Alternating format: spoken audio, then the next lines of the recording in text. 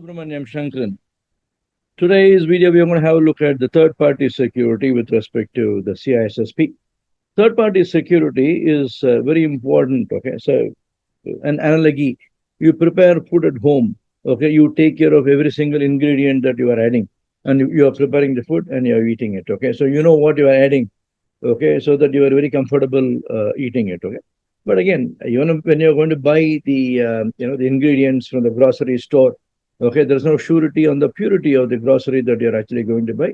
So at least in India, we go to a step further. Okay, we know, we go to the farm. Okay, we buy the product. Okay, we actually see how it's been prepared. Okay, and then you buy it and you come home, you start using it. It's changing. Okay, not everybody prefers buying it from the grocery store, and they take a day out on a weekend. So they go out to the farms. They buy the groceries. Okay, they buy the lentils and then sorry, lentils.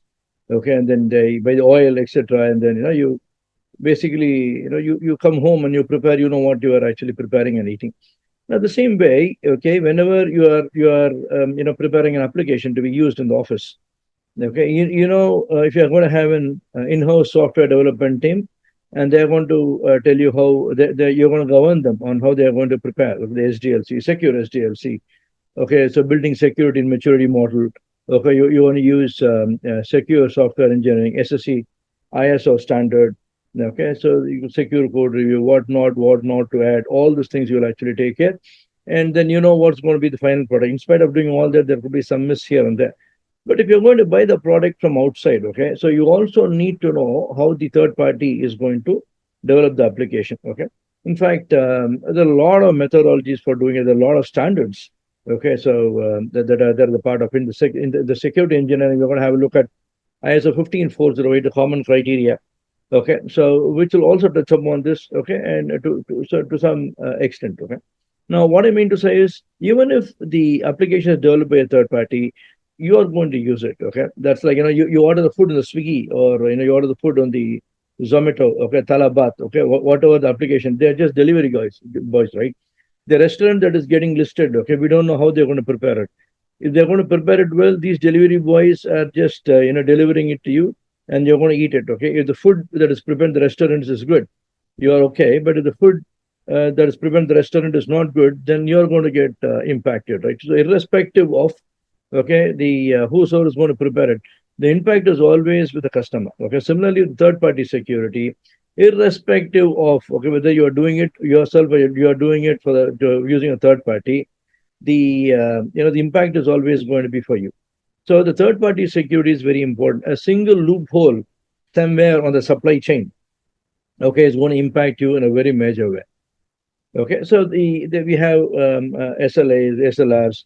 Okay, the third party what is the attestation? Okay, the third party security and divestiture. Okay, and then acquisitions, mergers, etc. So in this video, we are going to discuss about all of this. Bit of a lengthy video. I will also share the presentation with you on the LinkedIn, which you can download. Okay, to support this video lecture. Okay, I'm sharing the screen.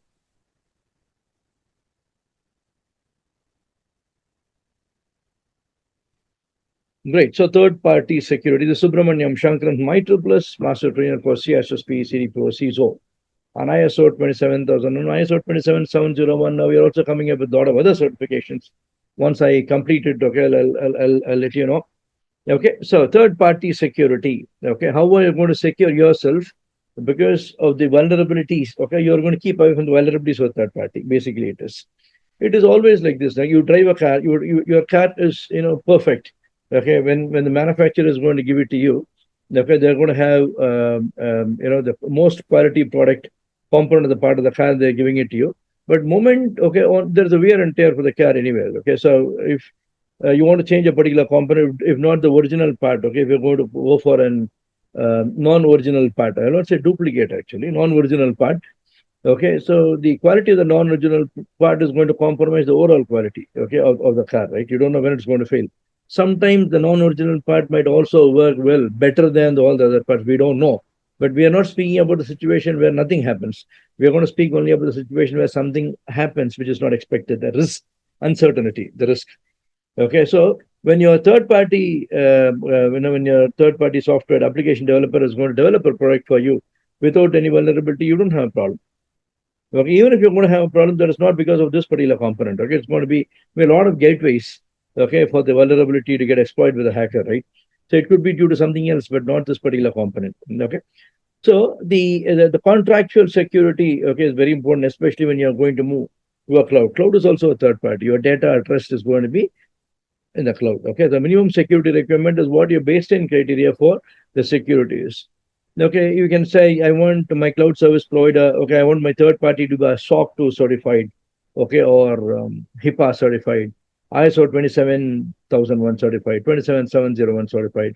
But let me tell you one thing. Okay, if you are a cloud service provider or managed service provider, okay, is going to be ISO 27001 certified. They are 27001 certified. You don't inherit directly. Okay, you don't inherit automatically, right? You need to be certified. Okay, they don't know what the data. Okay, it's like a donkey. Donkey knows the weight of the sack it's actually carrying. It doesn't know whether it's diamond or just the stones or pebbles, right? So the cloud service provider does not know. He should not know. Okay, the value of the data. Okay, that is hosted on the infrastructure. Same thing with the managed service provider also. Okay, so you should have a minimum security requirement. Usually they ask for a third party attestation that we are actually going to cover in some time. Okay, service level agreement. Okay, service level agreement comes from service level requirement. Okay, service level requirement is the requirement by the customer. Okay, which needs to be met by the agreement. Okay, for example, the customer will say that okay, I'm okay for 8 hours out downtime. Okay, so that's going to be the requirement. Okay, until 8 hours I can withstand the system not being available. So the agreement will be whenever there is an incident. Okay, you will restore the incident. Okay, within 6 hours. Okay, you have a buffer of 2 hours with respect to the SLR. Okay, so SLA is a formal contractual document between the service provider and the customer that clearly defines the term. Okay, specific cyber security service provided intrusion detection. Okay, so you have to report it within 2 minutes or 1 minute. Okay, you have to cut a ticket. Okay, within a minute and assign it to the SOC team for the further analysis. Usually the incident response or it will follow, but intrusion detection is actually automatic. Performance metrics. Okay, and roles and responsibilities. Okay, even roles and responsibilities are there between the customer and the cloud service provider. Okay, for example, it is going to be infrastructure as service, platform as service, okay, and then software as service. Okay, it's internal cloud, external cloud. Okay, it determines okay what level of control the customer is going to have on the service and the service provider is going to have on the service. Okay, and SLA helps in data privacy remedies and penalties. Okay, because the 72 hours of reporting for the GDPR. Okay, is also an agreement. Is a regulatory compliance, right? And terms for termination, dispute resolution. If you're going to have an SLA agreement, you have been meeting the SLA. Okay, the termination and resolution will take a backseat. Okay, so at least the service provider will not face a problem. SLA helps to ensure clarity, accountability, and measurable performance in cybersecurity service delivery. Okay, especially with respect to the intrusion virus attacks. Okay, with respect to let's say the any of the malware attacks. Okay, so the virus is anyway a part of the malware. Okay, the intrusion, DDoS attacks. Okay, web-based attacks, whatever it is. Okay, the SLA is a driving, is a binding phenomena or a binding between the customer and the service provider. SLR is the requirement. Okay, so what the customer want is actually the SLR. SLR is the foundation for the SLA. Okay, expected security performance. Okay, when I call saying that you need to reset my password, I expect the password reset to happen within 10 minutes. That's a requirement. Okay, the SLA is bound. Okay, when I say requirement be ASAP, but the SLA is actually the metrics.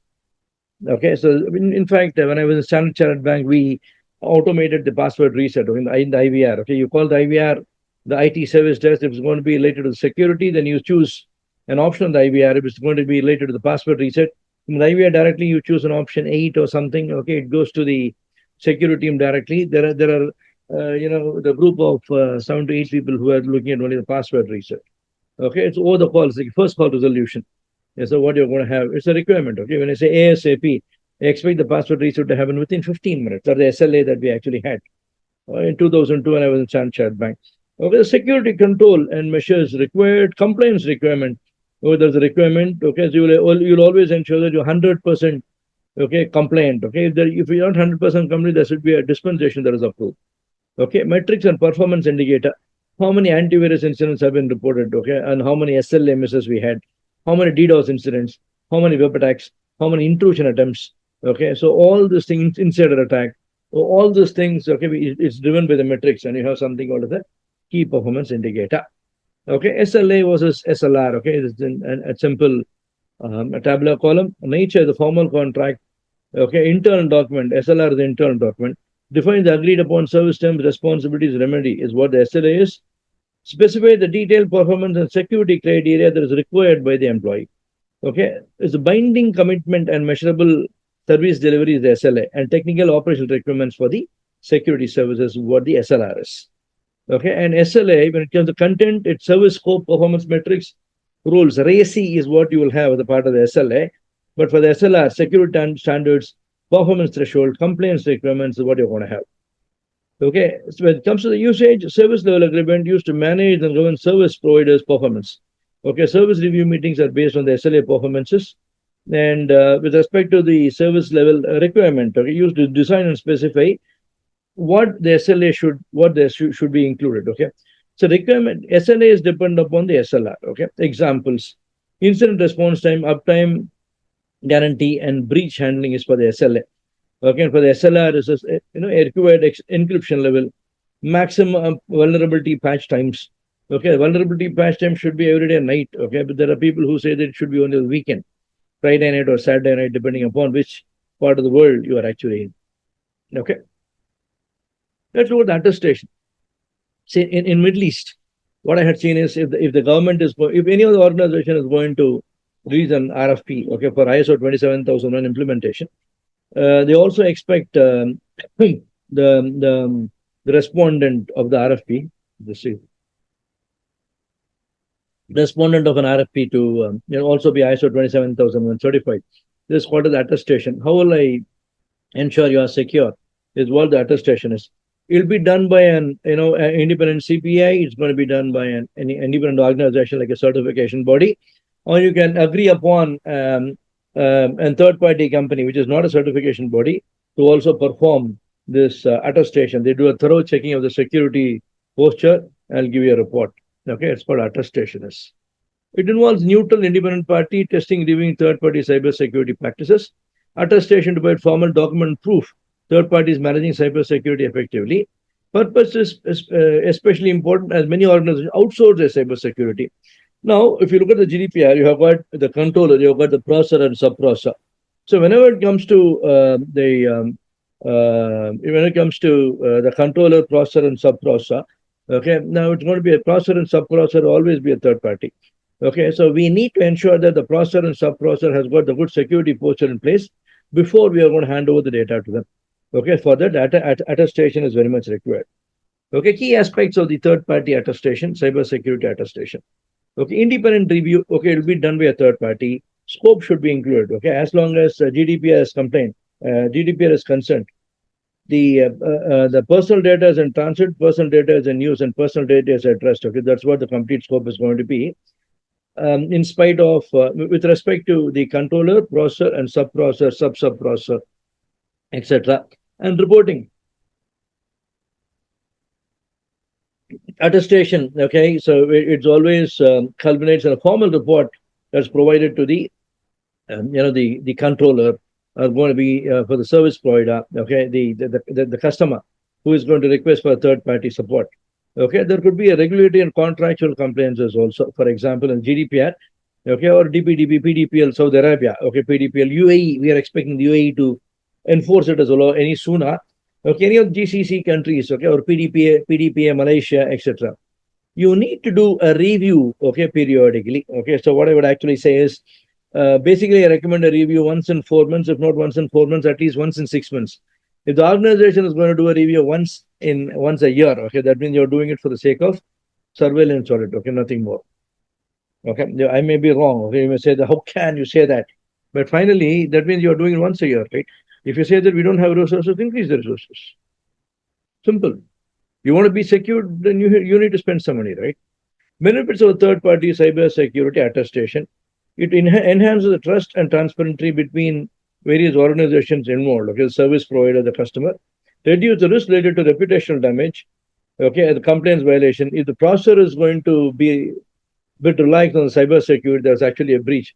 The controller is always accountable for the data, right? So it's going to cause a reputational damage for the controller. Okay, so provides a documented basis for ongoing vendor risk management and security governance. Okay, so we need to this attestation and continuous surveillance audit will always ensure that okay the vendor risk management okay it's going to enhance or facilitate the vendor risk management okay for the customer.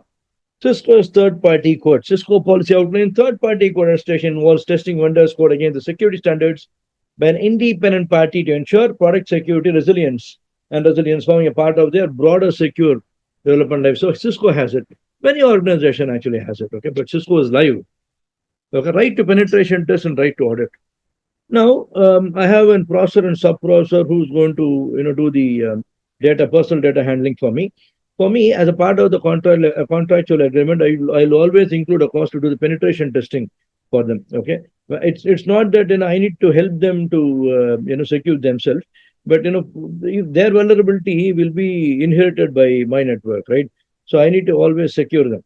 Okay, but I'm not going to say that. Okay, I'm not going to do the fixing of the gaps. Okay, they need to fix the gaps. Okay, but I can also say whenever I do the penetration testing or whenever I do an auditing, if I find there are gaps and non-conformities regularly, I'll cancel your contract. Okay, that is something that you can put as a part of the agreement. So, what is right to penetration test? The customer or designate third party to conduct authorized penetration testing on the third party system, application network, basically. Okay, helps to find the vulnerability. Scope, timing, frequency, method, of all these things are mentioned in the contract. This is agreed between the customer and the third party.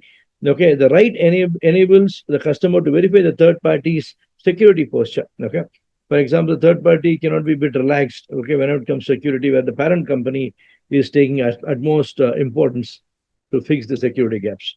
The right to audit is to audit them. It could be ISO 27001 2024, or it could be 2022, or it could be SOC 2 Type 2. Okay, it could be HIPAA, PCI DSS, GDPR, ISO 27701. There are so many capable cyber security maturity model, the risk maturity model. All these things are there. Okay, in fact, right to audit and ensure that the customer or third party will audit the vendors or third parties infrastructure okay with respect to the security standard. Okay, there's a transparency and accountability between the vendor, third party vendor, and the customer. Audit rights typically specify a notice period, audit frequency, confidentiality, protection, remediation. But this frequency should be once in 3 months is what I would actually say, because only then there'll be a seriousness with respect to the third party when securing. If they don't agree, then you say, I will not give you the contract. As simple as that. Okay. Everybody is in need of money, right? If the organization is not ready to accept your demands with respect to the third party audit, the right to penetration test, right to audit, just say that then we'll go to a different company. So important third party cyber security, both rights are critical for managing risk introduced by outsourcing and third party relationship. We are going to speak about outsourcing and offshoring soon. Help the organization to validate vendors uphold security standard. You are making them follow the security standard. Okay, it's not only good for you, it is also good for the third party vendor. Okay, include the rights in the contract. Okay, ensure that the contractual obligation is there for the third party to abide by the security standard. Supply chain security. Okay, you buy the hardware, you buy the commercial off the shelf software. Okay, firmware. Okay, you hire the resources. Okay, so supply chain security is very important. Okay, the vulnerability. See, everything in the world has got the vulnerability, right? There's nothing vulnerability free in the world. If the vulnerabilities always exist until you find them. Okay, what do you think is very secure for you until yesterday? Today, if you find the product listed on the National Vulnerability Database, you know that it is not a vulnerability-free product. Okay, so everything is vulnerable. There's nothing called every human dies, right? Every building collapses, every car crashes. Okay, so there's nothing which is called the vulnerability-free in the world. Okay, what we are saying now is what had been constructed. Let's say India, we have got temples, okay, which is 2,000 years old, 3,000 years old. But before that, there are a lot of temples which vanished. Okay, so the remainings of the palaces are around. Okay, so I had seen the remain of the palace which was constructed 1,000 years back. okay, in India. Again, after that, it doesn't exist. So everything is vulnerability free. Nothing is vulnerability free. Okay, whenever what is not vulnerable today, tomorrow it's vulnerable. Okay, so you should always assess the security to ensure that okay you'll find out the vulnerability. Okay, the obsolete antivirus definition, obsolete softwares, obsolete operating systems. There are application dependency on the obsolete operating system which has reached the end of life. That could be vulnerable. SCRM, supply chain risk management, is a beautiful topic. Okay, so with respect to the cyber security, key components: identify the risk with respect to third party, assess the risk, how it's going to impact you. Risk mitigation: either you can avoid it or you can mitigate putting in the controls. You're going to transfer to another third party, or you're going to accept it depending upon the impact. Continuously, you should monitor what is not vulnerable today. Tomorrow, it might be a vulnerability. So, continuous. I'm not saying that you should do it every day. I think Qualys is a product that is going to do the continuous monitoring of your infrastructure. Okay, but again, continuous monitoring should definitely be there. Okay, I cannot say that I did a sugar test 3 years back and they said I'm not diabetic. Okay, so that doesn't mean that you're not diabetic today.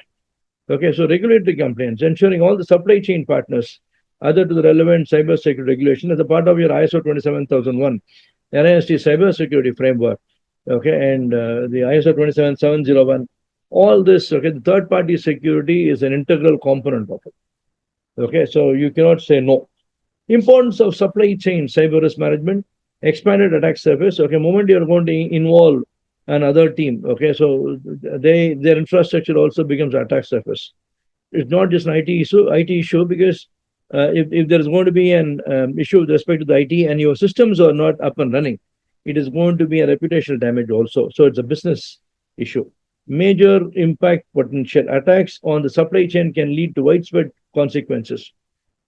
So, BRIT certification assessment has got a separate training called Supply Chain Certified Supply Chain Third Party Security Manager. Okay, the trainers are all close to 25 to 30 years experience in cybersecurity and 15 to 20 years in third party security with the BFSI. Okay, you have to attend the training to understand the complete cyber security, third party cyber security. But anyway, for CISSP, okay, the attacks on supply chain can lead to an widespread consequences that we are seeing. Okay, the CrowdStrike issues, etc. Okay, because of the flaw or vulnerability in the CrowdStrike, many organizations okay had an outage, right? So increasing threats, supply chain cyber threats are on rise. Okay, as that's why the third-party security is increasing in the importance nowadays. Supplier vetting and categorization. You will have a strategic supplier, you will have an operational supplier.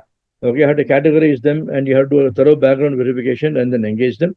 Security requirements should be mentioned in the contract, otherwise the contract should not be signed. Okay, regular risk assessment is what you will carry for your vendor. Okay, secure software development. If at all you are asking your offshore team or outsourced team to develop an application for you, okay, you have to make it a mandate to ensure that they have secure software development life cycle being followed. Incident response. So you should have a RACI, responsible, accountable, consulted, informed, including your supplier also. Cloud service provider is also your supplier, right? Is a third party. So you should, depending upon infrastructure as a service, platform as a service, or software as a service, okay, your security incident response will also vary. Okay, if it's going to be only the infrastructure as a service, any problem of the operating system application, the customer will take care. If it's related to the hardware, okay, the cloud service provider will take care. Okay, similarly, it goes higher and higher level for the cloud service provider, depending upon what sort of an the service model that the customer has adopted for. Continuous service improvement, you have to work collaboratively with the supplier to ensure to address the vulnerabilities and improve the security on time. Vendor governance and cyber security is a beautiful topic.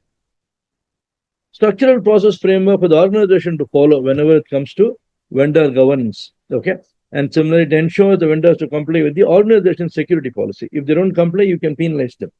Okay. You can warn them. You can say that if you're not going to address it within 3 months, then we are going to disengage. Or contract will stand cancelled. Okay. They will actually engage it for you. They will comply. Okay. So that should be mentioned in the contract.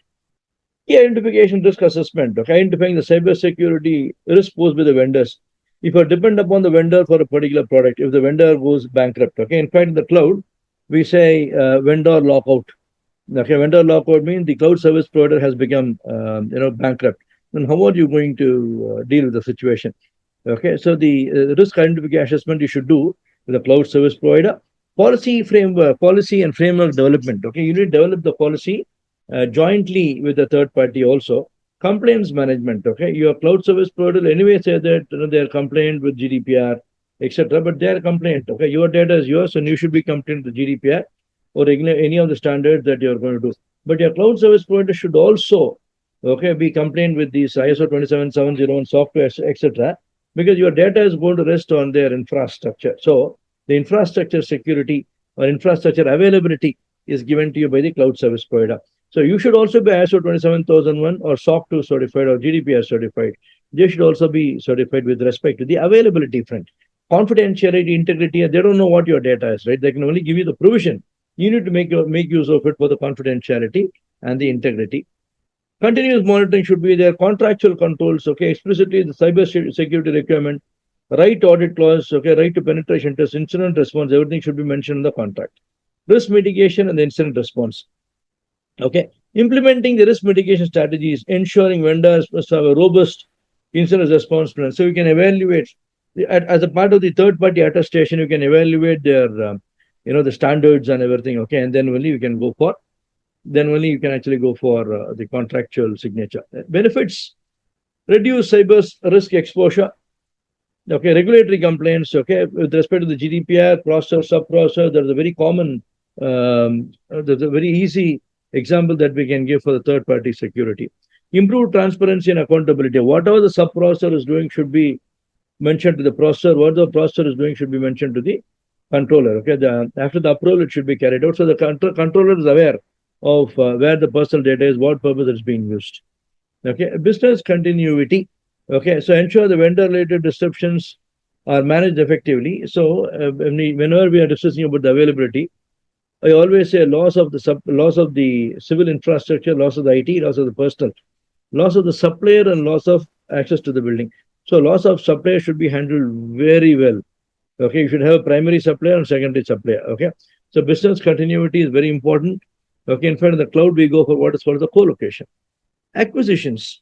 Now it's like in marriage. Okay, so you have brought up your kid so well. Okay, and the kid is going to get married to a girl or a boy. Okay, so when the girl enters the family, when the boy enters the family, there'll be cultural differences. It's going to create uh, some ripples here and there. Okay.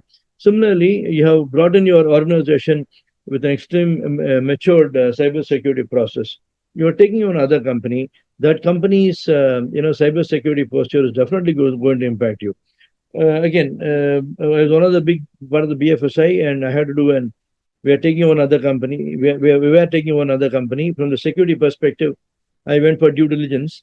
And the third party company had to any allow on the firewall. Okay, I was it's amusing. One is shocking. The two was like quite amusing. I asked them, why do you have any allow on the firewall? Okay, he said, sir, very good question. You know what?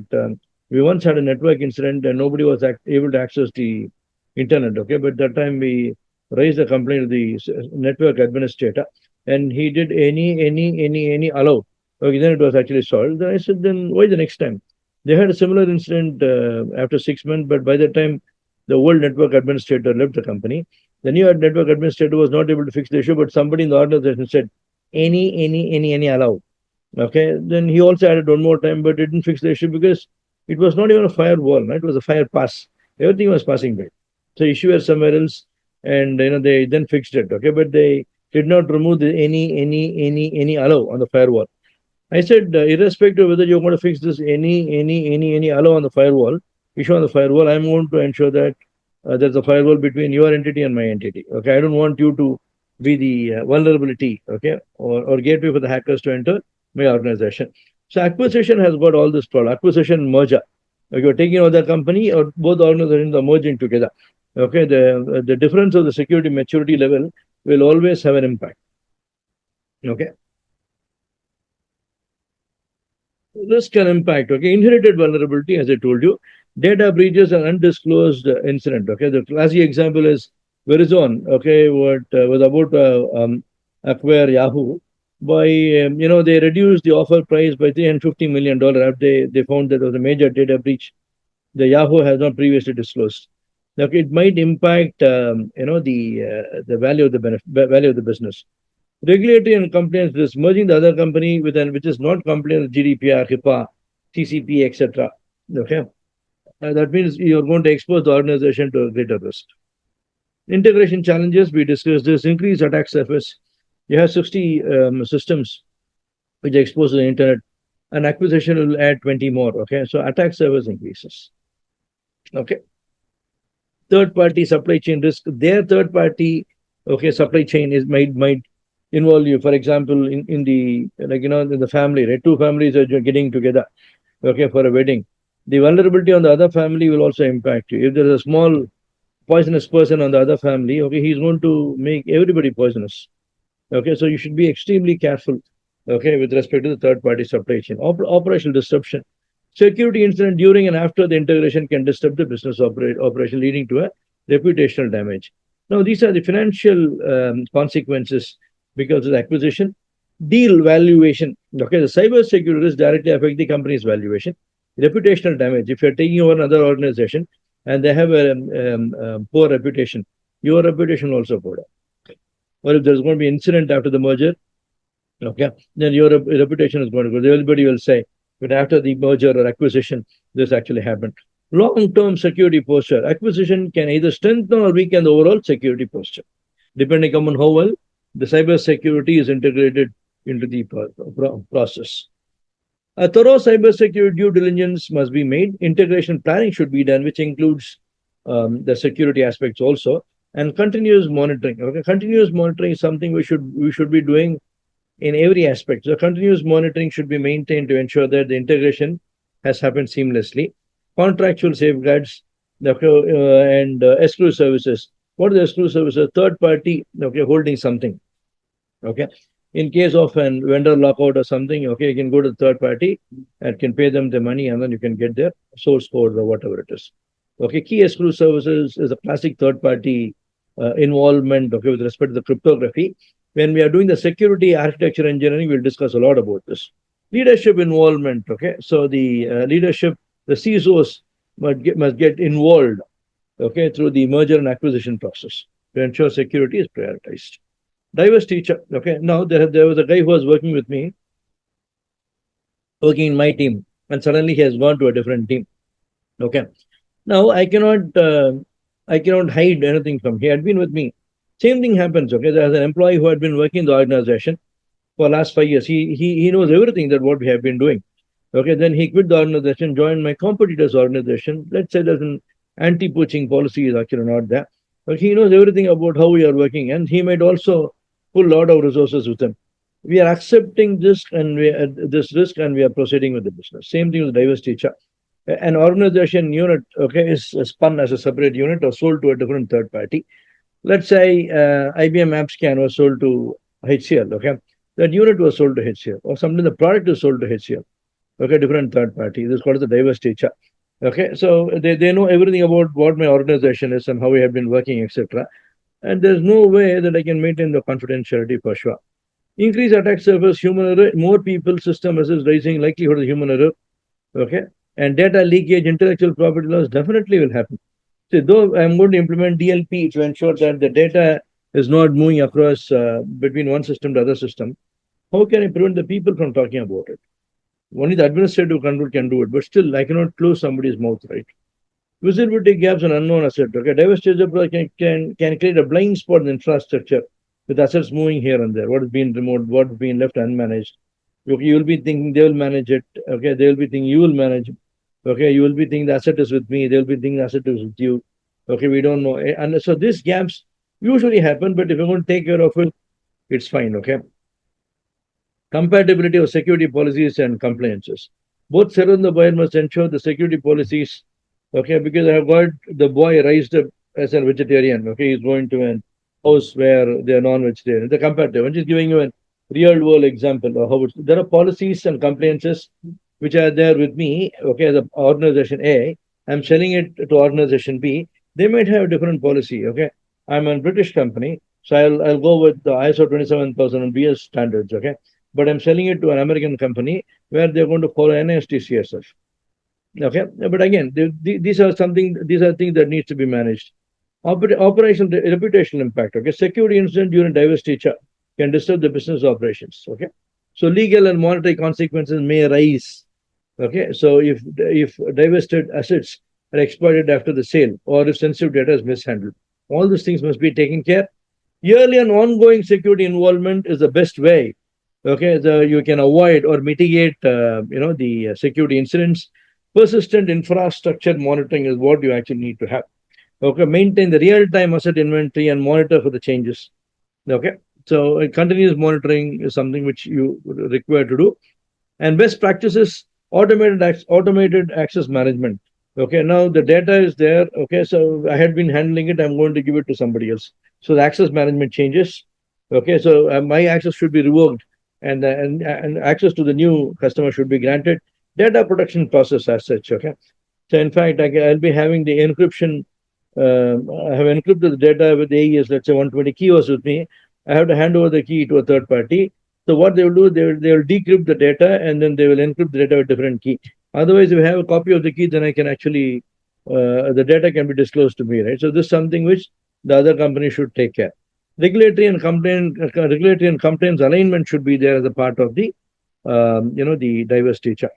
Third party assessment and monitoring. Okay, now this, like, continuous monitoring, continuous assessment of the third party is something which I mentioned to you. It cannot be like, I did the sugar test once upon a time and I was actually fine. So continuously you should be making the assessment. Okay, twice a year was what I would say. Make it, if they are okay for once in 4 months, it's good. Once in 3 months, wow. But usually they don't. Okay, twice a year itself you have to have a buy-in from the third party. If the third party is also strong, they'll say no. If the third party wants you, then they'll say yes. Okay. Third party assessment should be done by the by an, see, what you can actually do is you can agree upon the same certification body. Okay, for example, if you're going with the Brit certification assessment, okay, for ISO 27001, there could be a common certification body for you and common certification body for the vendor also. Okay, so you can always ensure that you don't have to audit it. Okay, they will audit it, they'll give you the report. Okay, and that's why you can agree to it. Okay, security risk questionnaires aligned to the industry frameworks, review of the certification, penetration testing, vulnerability scanning, analysis of the incident response capabilities and regulatory complaints, use of real-time risk intelligence feeds and security rating, and goal is to verify third-party security posture aligns with the organization risk tolerance. Why it's important? Supply chain risk, regulatory complaints, transparency and accountability, all these things we have been discussing. Okay, when you do a certification for the third party, they share the certificate with you. You are rest assured that these guys are pretty good. Okay, you can trust them. Okay, risk mitigation. If at all there's a gap that is identified, you can help them to mitigate it. Third party continuous monitoring. Okay, so continuously you need to monitor them to ensure that they don't become the source of vulnerability for you. And segmented vendors with risk, prioritize assessment, monitor based on criticality and access level for the each vendor. There could be vendor who's giving the infrastructure support. There could be a vendor who is doing the software development. They need not have access to your infrastructure directly. They can upload it to your FTP site. You can download it. So you can strategically, okay, you can categorize the vendor, and depending upon what level of access they have got to your infrastructure, you can you can use the frameworks. Okay, you can segment them. Okay, leverage technology platforms, employ tools and platforms that centralizes the assessment workflow, automated reminders, and provide dashboard for the tracking. Okay, service now, etc. Integrated response, maintain clear communication. Okay, between the third party, combine point in time assessment, the continuous monitoring. You'll also do the continuous assessment, but you'll also have a scheduled periodic assessment that are actually happening with the third party. Okay, outsourcing and offshoring. Outsourcing and offshoring both involve a third party, but offshore means it's been done to another country. Okay, so for example, I was working for Norwich Union. Okay, the Royal Automobile Club in Bristol. The IT infrastructure, okay, was actually the contract was given to Wipro Technology. The team was operating out of Pune in Maharashtra, India. Okay, to support them. So it's outsourced, but there was a team. Okay, on site also. I was also a part of the team managing them. So it's an outsourcing. It's outsourced and offshore. The hybrid model. What was happening? And this application development was given to Tata Consultancy Services. Okay, from Mumbai. Okay, they were doing it. So it's also an hybrid model. So 20% of the workforce were on site and 80% offshore. Outsourcing involves hiring a third party, okay, specialized cyber security firms to provide services. Okay, so security outsourcing. The scope can range from simple IT help desk, okay, real time network monitoring, incident response, complaints management, etc. Okay, what are the key benefit? Expert expertise. Okay, so the pool of experts are available to help you. 24/7 monitoring happen, cost efficiency. Sometimes you may not need to pay a hefty amount, okay, when you're outsourcing it. Okay, flexibility and scalability options. It's a vendor, right? You can ask them, okay, you have 10 resources, can you add two more? Okay, and sometimes you pay extra money, sometimes out of gratitude, or you had been associated with 15-20 years with the same third party, they will do it for free of cost. Okay, so advanced technology. Okay, so the third party which is specialized in cyber security might use an advanced security tool, okay, which they'll be using it for all their customers. You don't have to invest on it; they will actually do it. Complaint support is what they will do. So when you have outsourced it to a third party, you can focus on your core business. It is like you have engaged somebody for digital marketing. You need not do a digital marketing; they will handle it for you. Okay, you can focus on your core business. Same thing holds good for cyber security also. What is the common risk? Loss of direct control. So far, it's like you have a daughter and you had been controlling her until the wedding, but the daughter is now married to another person. Okay, no, don't have direct control. Okay, in fact, you should not have control. But what I actually mean to say is, data is you had been having the third party is supporting. Okay, so you cannot say that don't do it. Okay, you cannot say that I had been the administrator for this system for the system for so long, but you are now the administrator. Okay, so direct control is not there. Data privacy concern. Third party might look into your confidential data or private data, personal data. They might leak it. This is a big risk. Vendor reliability. Okay, vendor reliability. The people who have been supporting you with respect to the people who have been supporting you. The vendor now they are reliable, but tomorrow they might not be reliable. Okay, there's always something called the reliability issue over the period of time. Integration challenges. Outsourced solution might not always align seamlessly with the existing. Cultural differences could also be there, and there is usual aversion. Okay, whenever it comes to the cultural differences, which I had even seen. Okay, it's obvious, right? There are people in a country, and they had been taking of the organization, and when they're going to lose their job and somebody else is going to occupy their position, okay, then they might not be very happy sharing the details with you. Offshoring, okay, it's outsourcing, but the company, but that organization is not going to be on site with you. They're going to be offshore. Usually, the application development, it's all it's the offshoring is done. Cost saving, talent pool, time zone coverage, 24/7. You can follow what is called the follow the sun model. Okay, so your help desk doesn't sleep. Your monitoring also doesn't sleep. Your security team doesn't sleep. Okay, you can either have 24/7 operation in a single country, or you can say that, okay, when the day starts, it'll be in Japan, then it'll come to India, then go to Dubai, then it'll come to Europe, it goes North America. Okay, so follow the sun model. But there are some regulatory and legal risks. Okay, now moving the data from one country to another country, letting the other country guys to access your data both mean the same. Okay, regulatory and legal risk would get involved, especially with respect to the GDPR, CCP, etc. Communication and cultural barriers. Okay, in fact, the English that the British speaks, English that the Indians speak, English that the Americans speak. Okay, though it's all English. Okay, but there's going to be a difference between the slangs, the word. Okay, the Americans say schedule, the British will say schedule. Okay, so and in fact, Indians use a word called prepone, but there's no word called prepone in English. And British will say it's called advance. Okay, all these things needs to be considered. Okay, whenever you are thinking about offshoring and outsourcing. So this all on third-party security with respect to the CISSP. Bit of a long video and a large presentation. Okay, and I'm going to share this video on slide with you. So the Subramaniam Shankaran IEEE, join me for your CISSP training. You like this video, and I'll handhold you until you are certified. Multiple mock examinations. Okay, multiple classes. Join me for all the classes. Okay, and ensure that you clear CISSP the first time you sit for the examination. Thank you very much. Subscribe to this channel for the more videos on cybersecurity, CISSP, data protection, and penetration testing. Cheers. Bye-bye.